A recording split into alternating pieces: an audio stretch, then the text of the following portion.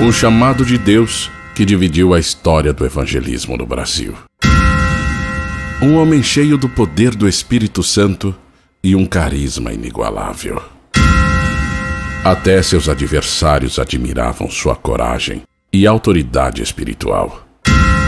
Um homem à frente de seu tempo, seguido por milhões de pessoas.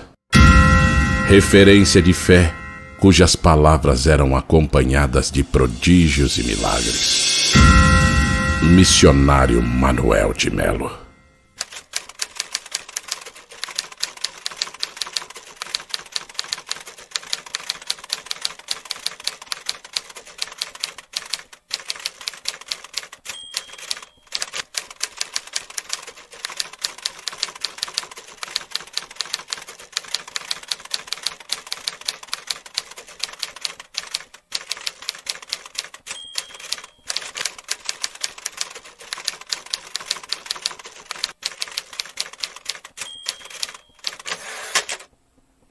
No dia 3 de março de 1956, realizou-se num salão alugado no bairro de Pirituba, em São Paulo, o primeiro culto oficial do Movimento do Caminho, Igreja de Jesus Betel, liderado pelo missionário Manuel de Melo, com o apoio dos pastores Alfredo Rachid Góes, Arthur de Melo e outros obreiros consagrados.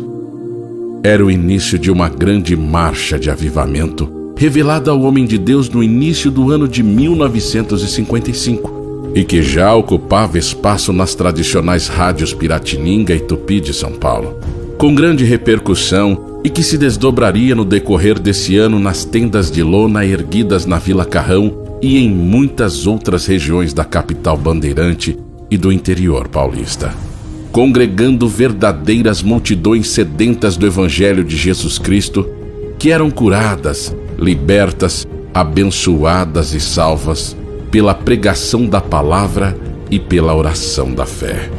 A notícia do que estava acontecendo em São Paulo rapidamente espalhou-se pelo Brasil, e logo dezenas de líderes cristãos foram se unindo ao jovem missionário, dispostos a caminharem sob a mesma bandeira e na mesma direção. Esses homens, líderes em seus estados, de denominações independentes, uniram-se à igreja em São Paulo, formando uma nova denominação, a Igreja Evangélica Pentecostal, que tinha como slogan o seu lema, o Brasil para Cristo, incorporada a seu nome a partir do dia 24 de agosto de 1974. Nos primeiros anos, a igreja foi terrivelmente perseguida. Seus opositores eram inescrupulosos e não mediam esforços para tentar detê-la. Tendas eram queimadas, templos depredados, pregadores caluniados, pastores eram presos. O próprio missionário Manuel de Melo foi preso 27 vezes, acusado injustamente, pagando o preço pela maneira poderosa como era usado por Deus. Mas a cada investida contra a igreja, mais ela se fortalecia e crescia. Foi a primeira igreja evangélica pentecostal de expressão nacional genuinamente brasileira, fundada por brasileiros. Foi a primeira igreja no Brasil a usar o rádio e a TV como canais de evangelização em rede nacional. Foi a primeira igreja a ocupar cinemas, teatros e estádios de futebol para cultuar a Deus no Brasil. Construiu o maior templo evangélico do mundo em sua época, inaugurado em julho de 1977 para 10 mil pessoas sentadas no bairro da Pompeia, em São Paulo. Reconhecido então como o maior vão livre da América Latina.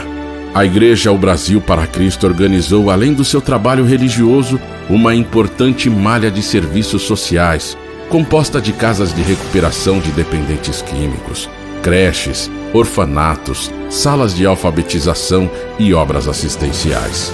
Hoje está espalhada em todo o território nacional, através das suas convenções e do Conselho Nacional, e no exterior através da Missão Desafio.